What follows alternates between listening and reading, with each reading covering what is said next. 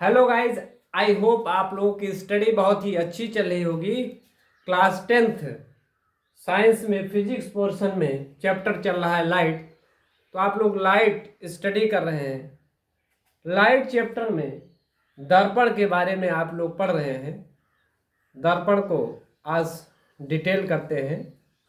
तो बच्चों, दर्पण कैसे बनता है, दर्पण कैसे तैयार किया जाता है और दर्पण के जो मेन पार्ट हैं वो कौन कौन से हैं, इस बारे में आप लोग सीखेंगे। इसमें बहुत ही इजी है, बहुत ही इंटरेस्टिंग क्लास होगी, ज़बरदस्त क्लास होगी, आपको बहुत ही मज़ा आने वाला है इस क्लास में। आइए स्टार्ट करते हैं आपकी क्लास।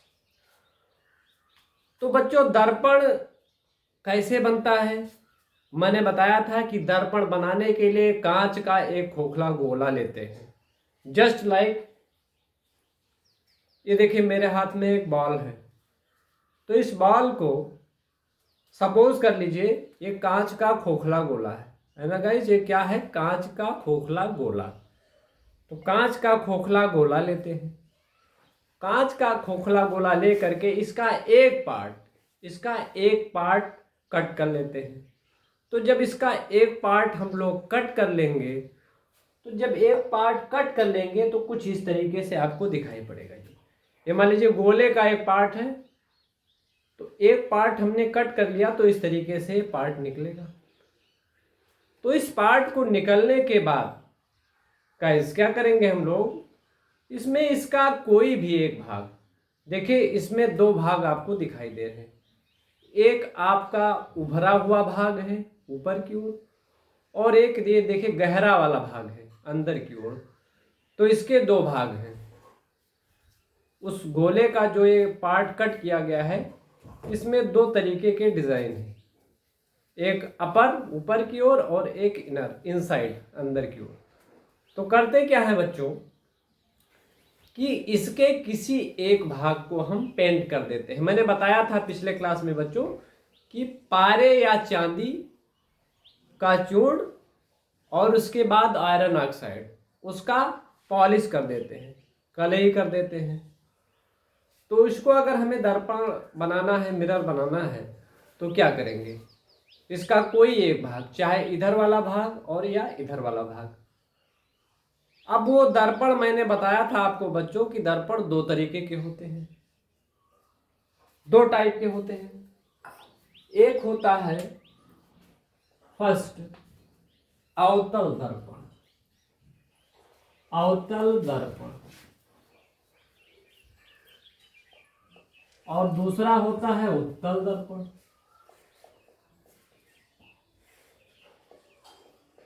सेकंड उत्तल दर्पण। तो अवतल दर्पण कैसे बनता है बच्चों, ध्यान देंगे, बहुत ही सिंपल है, आसान है। अवतल दर्पण बनाने के लिए क्या करते हैं, उस खोखले गोले का जो भाग हमने निकाला है, उसका जो ऊपर उभरा हुआ भाग है, इस पर हम लोग पेंट कर देंगे। ये वाला भाग पेंट कर देंगे, और ये जो अंदर वाला भाग है, ये इसमें चेहरा दिखाई पड़ेगा, यानी ये परावर्तक तल होगा। तो इस तरीके का जो डिज़ाइन होता है, जिसमें उभरे हुए भाग पर पॉलिश हो और अंदर की ओर धसे हुए भाग पर हमें अपना चेहरा दिखाई पड़े, तो इस तरीके का मिरर जो तैयार होगा उसको अवतल दर्पण कहा जाएगा। और सेकेंड टाइप यहाँ उत्तल दर्पण। तो उत्तल दर्पण क्या है गाइस बच्चों, कि इसमें क्या करेंगे, उत्तल दर्पण बनाने के लिए हम इस यहाँ पर अंदर की ओर जो धसा हुआ भाग है उसको पेंटेड कर देंगे। तो इधर आपको कुछ नहीं दिखाई पड़ेगा। ऊपर की ओर जो उभरा हुआ भाग है, इधर आपको अपना चेहरा दिखाई देगा, इससे प्रकाश का परावर्तन होगा। तो इस तरीके का जो दर्पण बनेगा उसको उत्तल दर्पण कहा जाएगा गाइस। तो इस तरीके से दोनों दर्पण तैयार हो जाएंगे। अब दर्पण से संबंधित कुछ प्रमुख परिभाषाएं हैं, उनको देख लेते हैं बच्चों। बहुत ही मेन डेफिनेशंस हैं, जो इसके मेन पार्ट हैं, उनको आइए देखते हैं, स्टडी करते हैं। तो गाइस,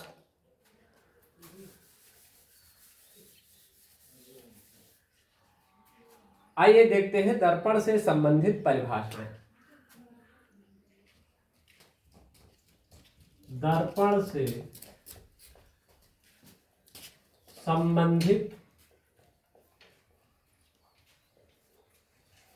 परिभाषाएं।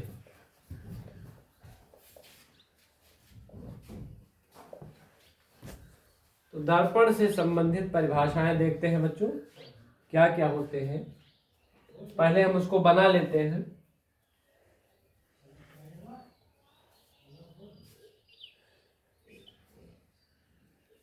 पहले इसको ऐसे डिजाइन कर लेते हैं जिससे कि आपको क्लियर हो।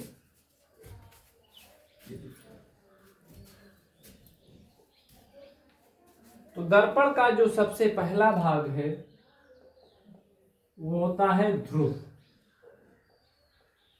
ध्रुव जिसको पोल बोलते हैं। तो दर्पण के देखिए परावर्तक तल का जो मध्य बिंदु होता है, जो बीचों बीच वाला भाग होता है, उसको पोल बोलते हैं। दर्पण के परावर्तक तल का जो मध्य बिंदु होता है उसको बच्चों पोल कहते हैं। जैसे मान लीजिए हमारे पास दर्पण है, तो इस दर्पण का जो बीच वाला पॉइंट है, मिड पॉइंट है, ये जो बीच वाला पॉइंट बच्चों दिखाई दे रहा है यहाँ एकदम बीचों बीच में, तो इस बीच वाले पॉइंट को दर्पण का ध्रुव कहते हैं। बच्चों इसमें ध्यान देंगे, मैंने इसमें क्या किया है, अवतल दर्पण एक बनाया है। तो अवतल दर्पण के परावर्तक तल का जो मध्य बिंदु है, अर्थात परावर्तक तल का मतलब क्या हुआ, यहाँ से प्रकाश का परावर्तन होगा, रिफ्लेक्शन ऑफ लाइट होगा, प्रकाश यहाँ से लौटेगा। तो इस परावर्तक तल का जो मध्य बिंदु है, बीच वाला पॉइंट है, इसको ध्रुव कहते हैं। समझ रहे हैं बच्चों अच्छे से इसको। उसके बाद इसका जो सेकंड पार्ट है बच्चों, वो होता है वक्रता केंद्र। काफी इंपॉर्टेंट पार्ट है ये, वक्रता केंद्र, जिसको बोलते हैं सेंटर ऑफ कर्वेचर, बोलते हैं इसको बच्चों सेंटर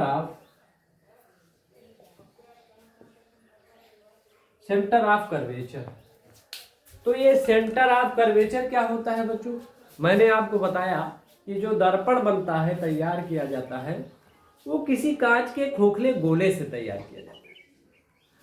तो वक्रता केंद्र क्या होता है, आइए इसको देख लेते हैं। जैसे यहाँ पर हमने दर्पण तैयार किया, देख रहे हैं बच्चों, ये इस तरीके से एक खोखले गोले का पार्ट हमने कट कर लिया। तो वो जो गोला था, पहले जो गोला था, उसके केंद्र को, उसके सेंटर को, उस गोले का जो केंद्र था, सेंटर, जिस गोले से यह दर्पण तैयार किया गया है, उस गोले के केंद्र को दर्पण का वक्रता केंद्र कहते हैं। तो वक्रता केंद्र की डेफिनेशन क्या होगी बच्चों, गोलीय दर्पण कांच के जिस खोखले गोले का, गोलीय दर्पण कांच के जिस खोखले गोले का भाग होता है, उसके केंद्र को बच्चों दर्पण का वक्रता केंद्र कहते हैं। समझ गए? वन सेकेंड, गोलीय दर्पण कांच के खोखले गोले का, जिस कांच के खोखले गोले का भाग होता है, तो उस गोले के केंद्र को, सेंटर को दर्पण का, गोलीय दर्पण का वक्रता केंद्र मीन्स सेंटर ऑफ कर्वेचर बोलते हैं। Okay, clear? अब जो नेक्स्ट पार्ट है उसको जानते हैं बच्चों। नेक्स्ट पार्ट क्या होता है, जो नेक्स्ट पार्ट होता है वो होता है वक्रता त्रिज्या। जो थर्ड पार्ट है वो है वक्रता त्रिज्या। वक्रता त्रिज्या जिसको रेडियस ऑफ कर्वेचर बोलते हैं बच्चों, रेडियस ऑफ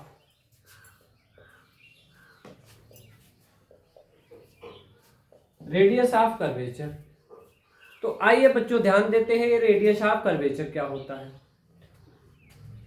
गोलीय दर्पण के ध्रुव आपने पढ़ रखा है, गोलीय दर्पण के ध्रुव से दर्पण के वक्रता केंद्र तक की जो दूरी होती है उसको दर्पण की वक्रता त्रिज्या कहते हैं। वंस अगेन, गोलीय दर्पण के समझ रहे बच्चों, गोलीय दर्पण के ध्रुव से वक्रता केंद्र तक की दूरी को गोलीय दर्पण की वक्रता त्रिज्या बोलते हैं। आइए इसको देख लेते हैं। जैसे मेरे पास ये सपोज दैट ऐसे आपने ये एक गोलीय दर्पण बनाया, तो इसका यहां पर सेंटर होगा, ये सेंटर होगा, केंद्र होगा। अब इसको ऐसे क्या किया जाता है, यहां से कट कर लिया जाता है ऐसे, और कट करने के बाद उसका एक पार्ट ऐसे जो है पेंट कर लिया जाता है, पॉलिश कर लिया जाता है। यहां पर क्या होता है बच्चों, मैंने आपको बताया यहां पर ध्रुव होता है, पोल होता है, ये पोल होता है। तो यहाँ पोल से इसी तक की जो दूरी है, यहाँ पर जो पीसी दिख रहा है आप लोगों को, इस पीसी को रेडियस ऑफ कर्वेचर बोलते हैं। मीन्स गाइस ये हुआ कि गोलीय दर्पण के ध्रुव से वक्रता केंद्र तक की दूरी को गोलीय दर्पण की वक्रता त्रिज्या मतलब रेडियस ऑफ कर्वेचर बोलते हैं। ये रेडियस ऑफ कर्वेचर की डिफिनेशन है। नेक्स्ट पार्ट इसका देख लेते हैं। नेक्स्ट पार्ट क्या है इसका, फोर्थ पार्ट इसका है फोकस, मुख्य फोकस।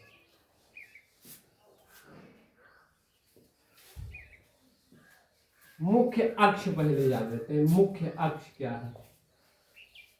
तो मुख्य अक्ष क्या होती है बच्चों, मुख्य अक्ष वो रेखा होती है जो गोलीय दर्पण के ध्रुव और वक्रता केंद्र से होकर के जाती है। तो इसमें बच्चों देख रहे हैं गोलीय दर्पण के ध्रुव और वक्रता केंद्र से होकर जाने वाली ये रेखा है। तो ये जो लाइन होती है जो एकदम सीधी जाती है बीच से, इसको गोलीय दर्पण का मुख्य अक्ष बोलते हैं, प्रिंसिपल एक्सिस बोलते हैं। मुख्य अक्ष मीन्स इसको बच्चों प्रिंसिपल एक्सिस बोलते हैं। तो ये बीच वाली रेखा आपकी प्रिंसिपल एक्सिस है।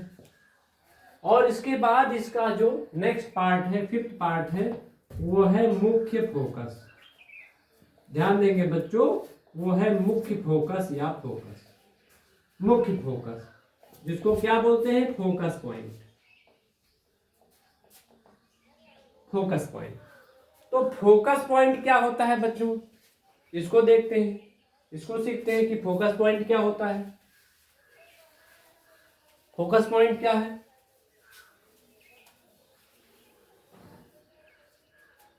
तो गोलीय दर्पण की फोकस की डिफिनीशन ये है बच्चों कि गोलीय दर्पण से परावर्तन के पश्चात जिस बिंदु से प्रकाश किरण होकर के जाती है या जाती हुई प्रतीत होती है, या तो जिस बिंदु से होकर के जाती है और या जिस बिंदु से होकर आती हुई प्रतीत होती है, उस बिंदु को गोलीय दर्पण का मुख्य फोकस कहते हैं। फोकस पॉइंट क्या होता है, आइए देखते हैं बच्चों।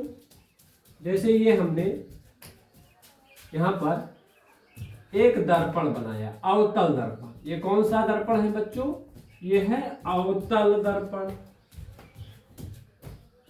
अवतल दर्पण है, कॉनकेव मिरर जिसको कहते हैं, कॉनकेव मिरर है। तो अब इसमें ये बीच वाला पॉइंट है आपका, ये ध्रुव है, पोल है, ये आपका पोल रहा। और यहां से जो एक रेखा जाती है बच्चों, ये रेखा जो बीच वाली जाती है, इसको मुख्य फोकस कहते हैं। तो ये आपका पोल हो गया, और पोल के बाद यहाँ थोड़ी सी दूरी पर यहाँ पर बच्चों ये आपका होगा फोकस पॉइंट। इसको फोकस पॉइंट, मेन फोकस या फोकस बोलते हैं। इस पॉइंट को फोकस या मेन फोकस बोलते हैं।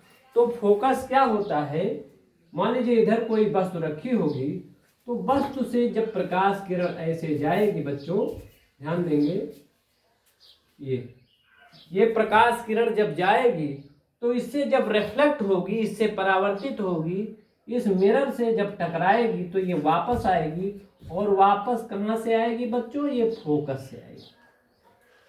इसका रूल है कि आप वापस आएगी तो फोकस से आएगी। तो मैंने बताया कि गोलीय दर्पण से परावर्तन के पश्चात प्रकाश किरण जिस बिंदु से होकर के जाती है या आती हुई प्रतीत होती है। आती हुई प्रतीत होने का मतलब क्या है बच्चों, एक दूसरा मिरर यहां ले लेते हैं। ये इस बार मैंने उत्तल दर्पण ले लिया बच्चों, इस बार मैंने उत्तल दर्पण ले लिया।